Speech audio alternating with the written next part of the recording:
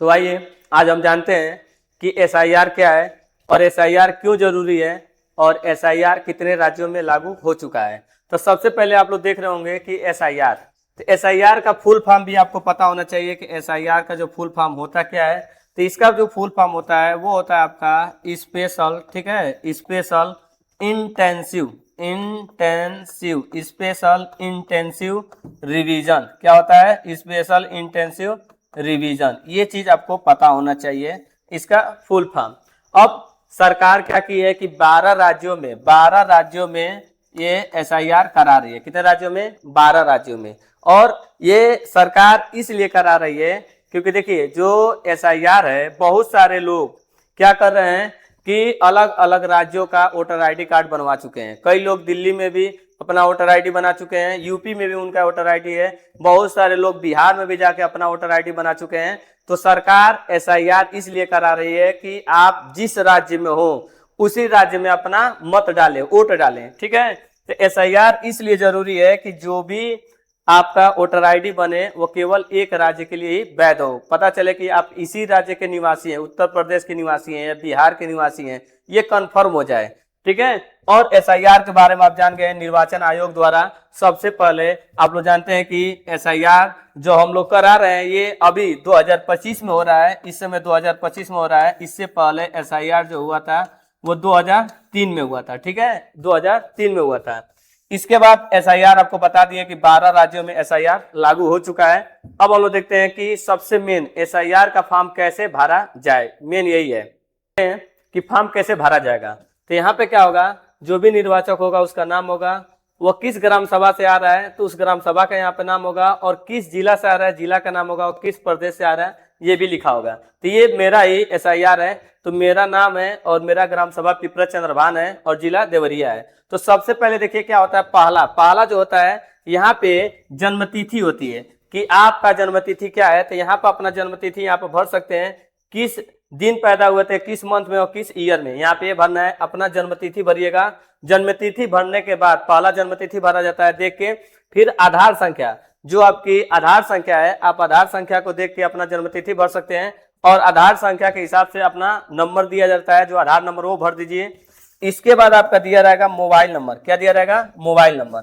अब जो mobile number आप भरेंगे तो मोबाइल नंबर वो वाला भरिएगा जो कि आपका आधार कार्ड से लिंक हो, वो मोबाइल नंबर भरने की कोशिश कीजिएगा। यदि आधार कार्ड से लिंक ना हो तो कोई बात नहीं, जो भी आपके पास मोबाइल नंबर है उस मोबाइल नंबर को इसमें भर दीजिएगा। इसके बाद देखिए, इसके बाद आपका आता है अभिभावक या पिता का नाम। तो यहाँ पे अपने पिताजी का नाम लिख दीजिएगा, यहाँ पे पिताजी का नाम लिख दीजिएगा। यदि आपके पिताजी नहीं है तो यहाँ स्वर्गीय लगा के भी पिताजी का नाम लिख दीजिएगा। उसके बाद यदि पिताजी है, ठीक है, और 2003 में अपना वोट डाले हैं, यदि नहीं भी है वोट डाले हैं 2003 में, तो उनका एपिक्स नंबर होगा, ठीक है। तो यहाँ से एपिक्स नंबर ये जो होता है यहाँ पे दिया है, ये जो नंबर है आपका, ये आपका एपिक्स नंबर है, ठीक है। ये नंबर आप डाल सकते हैं यहाँ पे, ठीक, इस वाले साइड में। इसके बाद यहाँ पे कह रहा है माता जी का नाम, तो यहाँ पे अपने माता जी का नाम भरिएगा, यहाँ पे माता जी का नाम भरिए। फिर माता जी का क्या बनना है? एपिक्स नंबर बनना है। माता जी का एपिक्स नंबर यहाँ भर सकते हैं, ठीक। इसके बाद आप यदि देखिए, अब यहाँ कह रहा है कि पति या पत्नी का नाम। अब यदि कोई पति भर रहा है, जैसे कोई पति भर रहा है तो वो यहाँ पे अपने पत्नी का नाम लिखेगा, ठीक है। और यदि कोई पत्नी है, मतलब कोई लड़की है, उसकी शादी हो चुकी है, तो वो यहाँ पे अपने पति का नाम लिखेगी, ठीक है। और यदि लड़की है तो जैसे ये भरा गया वैसे ये भी भरेगी, अपने पिताजी का नाम और अपने माता जी का नाम, और यहाँ पे अपने पति का नाम वो भर सकती है। इसके बाद हम लोग देखते हैं कि आगे क्या करना है। आगे हम देखते हैं पति या पत्नी का एपिक्स नंबर भरना है। यदि पति या पत्नी का एपिक्स नंबर होगा तो यहाँ पे एपिक्स नंबर भर देना है, ठीक है। अब इसके बाद ध्यान दीजिएगा, एक बार और आपको समझा देते हैं। पहले कॉलम में आपका क्या भरना है? जन्मतिथि भरना है। उसके बाद दूसरे बात क्या भरना है? आधार संख्या भरना है। फिर तीसरे कॉलम में क्या करना है? मोबाइल नंबर अपना डालना है, जो कि देखिएगा कि आपका आधार कार्ड से लिंक हो। फिर यदि आधार कार्ड से लिंक नहीं है तो भी मोबाइल नंबर डाल देना है, जो घर का नंबर हो। यहाँ पिताजी का नाम भरिएगा अपने, उसके बाद पिताजी का एपिक्स नंबर होगा तो वो भर दीजिएगा। इसके बाद माता जी का नाम भरिएगा, फिर माता जी का एपिक्स नंबर हो तो माता जी का एपिक्स नंबर भर दीजिएगा। और यदि आपकी पत्नी है तो पत्नी का नाम भरिएगा और पत्नी का एपिक्स नंबर भर दीजिएगा, ठीक है।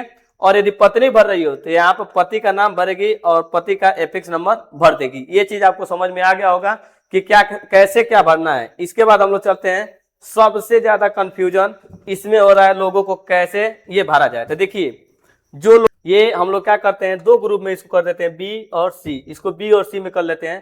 तो देखिए ये वाला जो भाग है केवल वही लोग भरेंगे जिनकी उम्र 38 साल से ऊपर होगी, 38 साल से ऊपर होगी, और वे लोग 2003 में जो वोट दिए होंगे वही लोग भरेंगे। जो 2003 में वोटिंग कर लिए होंगे, वोट दिए होंगे और 38 साल से ऊपर होंगे, उनके लिए ये कॉलम है और ये कॉलम वो लोग भरेंगे। बाकी इस कॉलम को वो लोग नहीं भरेंगे, इस कॉलम को नहीं भरना है।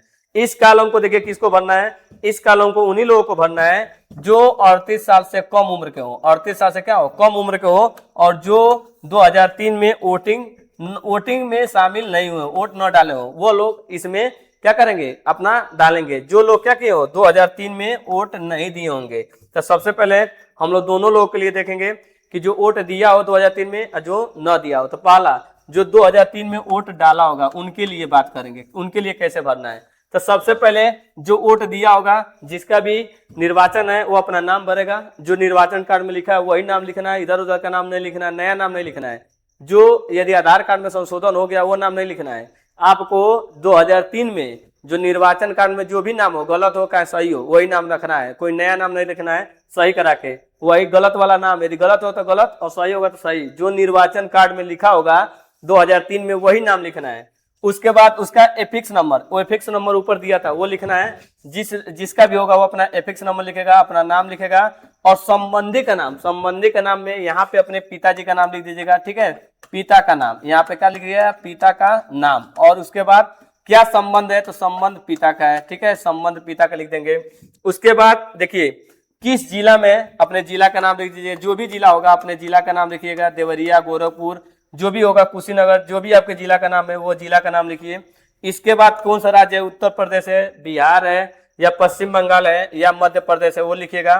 फिर विधानसभा क्षेत्र का नाम, तो विधानसभा क्षेत्र का नाम, हम लोग का विधानसभा का क्षेत्र 187 देवरिया था 2003 में। 2003 में जिन लोगों का जो पिपरा चंद्रभान में होंगे उनका 187 देवरिया था, 2003 में था। अब बदल चुका है, लेकिन बदला हुआ नया नहीं लिखना है, जो 2003 में था वही लिखना है। ऐसे ही आप लोग जिस जिला जिस राज्य से होंगे, जो भी आपका विधानसभा होगा, आप अपने विधानसभा जो 2003 में था केवल वही विधानसभा का नाम लिखेगा और संख्या लिखेगा।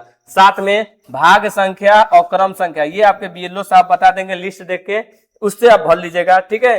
अब हम लोग ये देखते हैं कि ये वाला कॉलम वो लोग भरेंगे जो 38 साल से कम उम्र के हैं, ठीक है। इसमें क्या है कि महिलाओं और पुरुष दोनों के लिए बताया जाएगा। सबसे पहले हम पुरुष के लिए बात करते हैं। तो पुरुष की बात करेंगे तो सबसे पहले देखिए वो अपने संबंधी का नाम लिखना है, जिसका वो संबंध है। तो यहाँ पे यदि कोई पुरुष है वो अपने पिता का नाम लिखेगा, यहाँ पे अपने पिता का नाम लिख देना, सीधे अपने पिता का नाम लिख दीजिएगा। और पिताजी यदि नहीं होंगे, पहले से पिताजी नहीं होंगे, तो यहाँ अपने माता जी का भी नाम लिख सकते हैं, ठीक है। यहाँ पे क्या लिख सकते हैं, अपने माता जी का। तो पिताजी का नाम लिखिएगा।